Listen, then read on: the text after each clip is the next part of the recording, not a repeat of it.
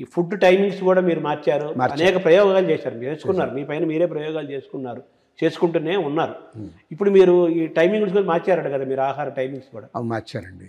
ఇప్పుడు ఉదయం నిద్రలేయగానే కేవలం కషాయం లాంటివి తాగుతాను. అంటే ధనియాలు కానీ ఒక వారం ధనియాలు, ఒక వారం జీలకర్ర, ఒక వారం సోంపు కాసి అవి తాగుతాను. మార్నింగ్ 5:30, 5:40. కాఫీ టీ తాగను. నాకు అలవాట్లేదు, చిన్నప్పటి నుంచి అలవాట్లేదు. అది తప్పని కూడా కాదు, అది అలవాటు కాలేదు. తర్వాత నడుస్తాను, చేస్తాను. బ్రేక్ఫాస్ట్ అనేది మానేశాను. సరాసరి 10:30, 11 మధ్య భోజనం చేస్తాను. మామూలు భోజనం, కాకపోతే పాలిష్ పెట్టని బియ్యం, కాయగూరలు ఎక్కువ ఉంటాయి. 3-4 రకాల కూరలు చేస్తారు. అన్నంలో కాయగూరలు కలపను, కాయగూరలో అన్నం కలుపుకుంటాను. దాని క్వాంటిటీ ఎక్కువ ఉంటుంది, కూరలో క్వాంటిటీ ఎక్కువ ఉంటుంది. తాజా కూరలు ఏ రోజుకు ఆ రోజు వండుతాం. ఉదయం వండాల్సిందే, సాయంకాలం వండాల్సిందే. ఇవాళది రేపు తినే పరిస్థితే లేదు. పోతే అన్నిటికన్నా ముఖ్యంగా అంటే క్రమబద్ధీకరించి టైం 10:30, 11 ఆ టైంలో తినాలి. శరీరం దానికి అలవాటు పడ్డాక మీ సిక్రీషన్స్ అన్నీ కాచుకొని ఉంటాయి, రెడీగా ఉంటాయి. 10:30 ఈయన భోజనం పడేస్తాడు, నేను దీన్ని మెటబలైజ్ చేయాలి అని నిర్ణయం అయిపోయి ఉంటుంది. వాటి దానికి ముందుగా కాలింగ్ బెల్ ఏంటంటే రా వెజిటబుల్స్ తినాలి. రా వెజిటబుల్స్ ఎందుకనండి, ఉడికిచ్చిరి అలా చప్పగా మింగేస్తాం. రా వెజిటబుల్ నవలాల్సి వస్తుంది. మీరు నవలడం మొదలెట్టాక సెలైవ తయారవుతుంది. సెలైవలోనే ఎక్కువ ఆహారం మెటబలైజ్ అవుతుంది. కడుపులో సగం అయితే నోట్లోనే సగం అరిగిపోవాలి. చాలా ఆరోగ్యం ఉంది. పళ్ళకి ఎక్కువ పని చెప్పాలి, పంటికి ఎక్కువ కంటికి పని చెప్పాలి. దేవుడు 32 పళ్ళు ఇచ్చాడు, అలా ఐస్ క్రీమ్ లాగా మింగేస్తే ఎట్లా? ఒక పన్ను వాటలేదు. అది నవిలి తినడం రా వెజిటబుల్స్తో విలువ. అందుకనే రా వెజిటబుల్ సలాడ్ తింటాం, అది లోపలికి పంపిస్తుంది సిగ్నల్. ఇప్పుడు మామూలుగా తాజా కూరలు తినమంటారు, తాజా పండ్లు తినమంటారు, డ్రై ఫ్రూట్స్ తినమంటారు, రాగి జావ తాగమంటారు అని చెబుతున్నారు. ఇవన్నీ మీరు చేస్తున్నారా సార్? కొన్ని అన్నీ చేయలేమండి. ఒక్కొక్క రోజు ఒక్కొక్క వారం ఒక్కొక్కటి చేస్తాం. ఇప్పుడు నేను కషాయం 3 రకాలుగా మారుస్తున్నా కదా, ఒక వారం ఇది, ఒక వారం అది.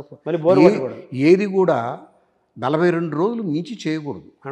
మండలం మనకు సిద్ధాంతీకరించారు ఆయుర్వేదంలో. శరీరం దానికి అలవాటు పడకూడదు, మళ్ళీ కొత్త రకంగా పోవాలన్నమాట. సో నేనేం చేస్తానంటే ఈ 11 కల్లా మీ భోజనం అయిపోతుంది. మళ్ళీ 1:32 ఆ టైంలో సబ్జా నీళ్ళలో వేసుకొని తాగుతాను. మంచి ఫ్రూట్ ఏదైనా తింటాను. ఆ సీజన్లో ఉన్న ఫ్రూట్ ఏదైనా ఒకటి. 2 రకాల ఫ్రూట్స్ ఉంటాయి, 2 రకాల ఫ్రూట్స్ తింటాను. నట్స్ కూడా తింటాను, డ్రై ఫ్రూట్స్, బాదం కానీ, వేరుశనగ చాలా మంచి ప్రోటీన్. సాయంత్రం మళ్ళీ 6 గంటలప్పుడు 6:15 నాకు కొంత కార్యక్రమం ఉంటాయి. అదైన తర్వాత 6:30కే భోజనం చేసేస్తాం. భోజనం కాదు, భోజనం లేదు. దానికి పొంగల్ కానీ, పొంగల్లో ఎక్కువగా రైస్ ఉండదు, పెసరపప్పు ఉంటుంది. ఎక్కువ ప్రోటీన్ పెసర దోశ కానీ, పెసర పొంగల్ కానీ, గారెలు కానీ, మినప్పప్పు, ఏదైనా పప్పులు, ధాన్యాలు. అది ఒక్కో సందర్భంలో వెరైటీ కోసం వారంలో ఒక్క రోజున 2 ఇడ్లీలు, 2 ఇడ్లీలు. తర్వాత సార్ మామూలుగా నెయ్యి తినటం వల్ల కొలెస్ట్రాల్ పెరుగుతుంది, హార్ట్ ప్రాబ్లమ్స్ వస్తాయి, చాలా హోల్స్ బ్లాక్ అయిపోతాయి అంటారు కదా, అది అబద్ధం అండి. గేదె నెయ్యి గురించి నేను కామెంట్ చేయలేను. బహుశా దాంట్లో వారు చెప్పింది వాస్తవం కావచ్చు. మనం ఆవు పాలు, ఆవు పెరుగు, ఆవు నెయ్యి చాలా శ్రేష్టం.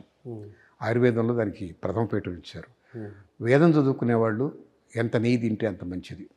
ఎందుకంటే జ్ఞాపక శక్తి పెరుగుతుంది. ప్రతి శరీరంలో ఉన్న అన్ని అవయవాలకి అనేక రకాల డిఫరెంట్ కైండ్స్ ఆఫ్ ఫుడ్స్ కావాలి. శరీరంలో కండలు పెరగడానికి, పుష్టి కావడానికి కార్బోహైడ్రేట్స్ కావాలి. బ్రెయిన్కి కూడా కార్బోహైడ్రేట్ కావాలి.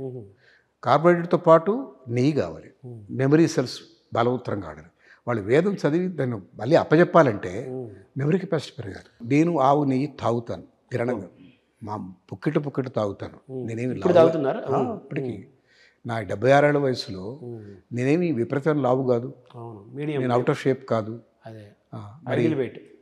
శుభ్రంగా తాగుతాను. తర్వాత మీరు మామూలుగా ఎక్కడైనా సిటీలో చూసామంటే కార్ల సౌండ్లు, బండ్ల సౌండ్లు, వెహికల్ సౌండ్లు వినపడుతుంటాయి.